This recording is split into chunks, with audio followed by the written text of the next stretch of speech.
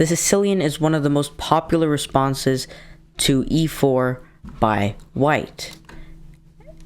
And now I'm going to show you one of the best counters to play against it.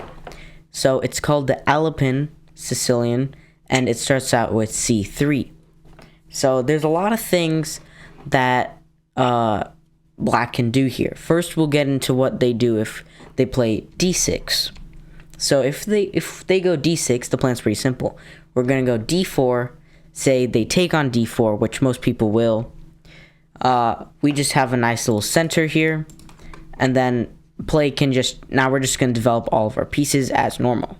So another nice idea here is if they ever develop their knight to c6, if you can, make sure to go d5, and then if they develop their knight to the middle, we just kick it out with f4. We got so much space in the center. We're going to develop our pieces, get castled, and life will be great. We almost have a +1 advantage according to Stockfish. Another thing that black can do here, because if they go knight c6, they'll get hit with d5, so they might play e6 to prevent that. Really, it's just the same. We're still going to develop something like this. And then I recommend this move h3, a nice prophylactic move to stop any knight maneuvers that sometimes do become a problem in such positions. And then you're just going to develop your bishops. I mean, you've got nice central control. I'd say we're better in this position. Now, instead of d6, another thing they can do is d5. This is one of the most confrontational approaches. You can just snap take on d5. After they take, you can go d4. Most people will take on d4. And then we have one central pawn. Black has none. Say they develop with knight c6, attacking this pawn. We're just going to defend as per usual. If they go bishop g4, trying to pin your knight to the queen, we're going to go bishop e2 on pinning. Now there's a little trap here. If they try to take your knight in hopes that they win this d4 pawn, you can actually take on c6 with check. The knight was defending the queen, so now the knight's gone to with check. Black's basically forced to take. Now we win the queen.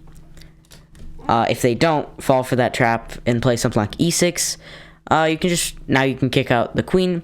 If they don't want to move their queen, which is probably for the best since it's pretty strong here in the middle, they might pin it.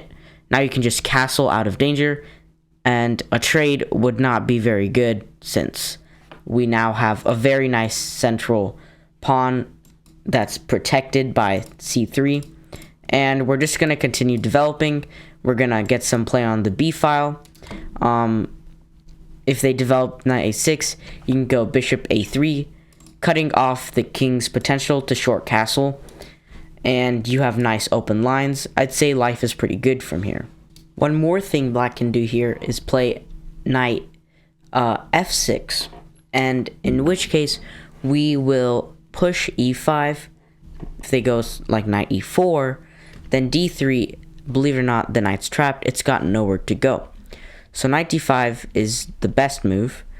And now, most players like to go d4 and take back with the c-pawn like this, which is good, but there's actually been a more trending move as of now, which is queen takes d4, which looks a bit strange, but the queen in the center is actually pretty powerful. So, say they defend their knight with e6, we develop, they try to kick our queen out with knight c6, we can keep it in the center on e4.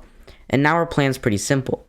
Say they go d6, trying to challenge our central e5 pawn, we're going to go g3, and our bishop is going to go to g2, where it will be very, very powerful on the light square diagonal. So say they take on e5, we can take back, and then here they might propose a trade with queen d6. Now our queen's very important, we want to keep it. We'll go back to e2, say they go bishop e7, we're going to go to g2, castles. We have many ideas, such as going for c4, and then developing your knight to c3, and then getting your rook to d1, and possibly getting your bishop out later in the future. And I'd say this position is really, really comfortable. So I hope you enjoyed this video, and if you did, don't forget to like and subscribe.